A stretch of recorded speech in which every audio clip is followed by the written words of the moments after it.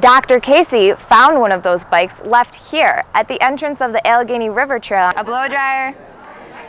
Probably shouldn't bring a blow dryer, but I would have to. The couple made so many friends here, they promised to return and visit. Bistro 188 offers a metropolitan atmosphere. This landfill takes in 300,000 tons of trash each year.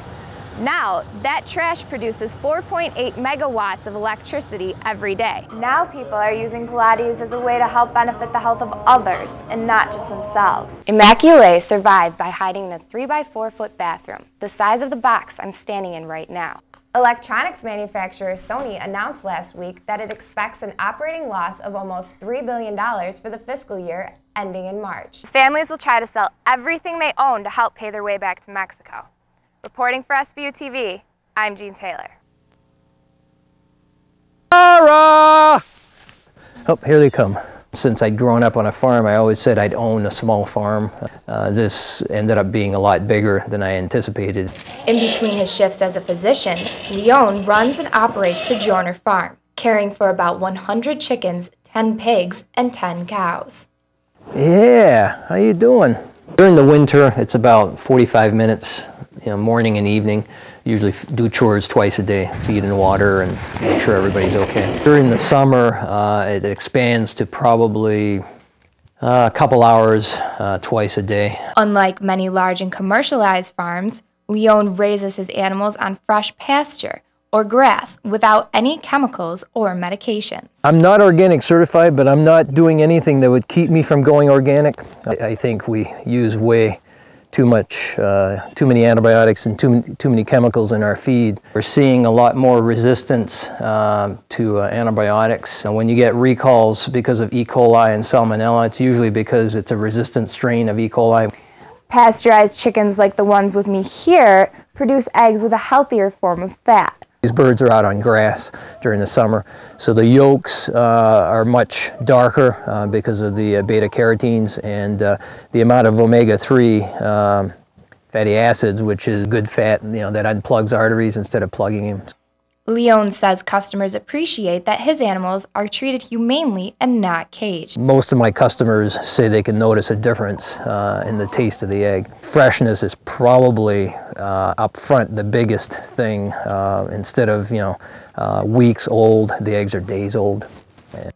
For now, Leon plans to keep his farm small and sell to local customers.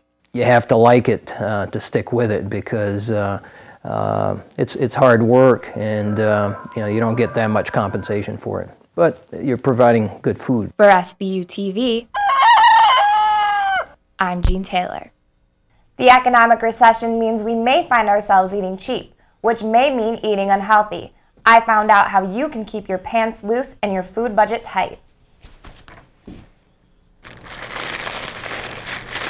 Cheap fast food deals and snacks may seem the easiest way to save money, but it's at the expense of your health. The economy has impacted people's choices and their meal planning. This is the time you have to be really careful about what you're choosing. Most packaged snacks and fast food meals contain trans fatty acids, which do major damage to the body's inflammatory process. The inflammatory process affects every part of your body. Here's how you can shop healthy and save cash. Step 1, don't go to the grocery store hungry. That impulse shopping that causes you to spend the money on things that you really shouldn't be. Before heading out to the store, check for coupons. People have gotten away from using coupons. They're in the Sunday paper. You get 50 cents off this and $1 off that. They really do add up. Don't just look at the price of an item while you're grocery shopping.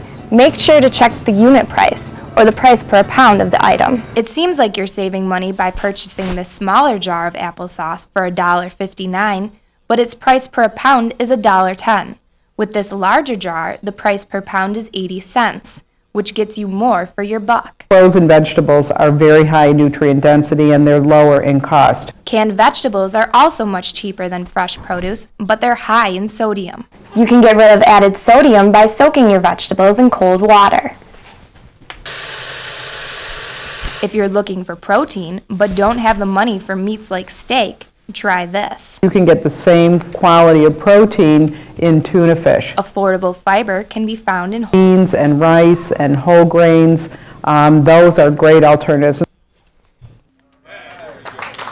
Last Friday, Angelica Mayor Peter Johnson and representatives of Casella Waste Systems cut the ribbon on the landfill's new carbon-neutral energy plant. One man's trash is another's treasure. Well, this is all of our trash is all of our treasure. When waste decomposes, it produces methane and other harmful gases, which emit to the atmosphere and contribute to the greenhouse effect.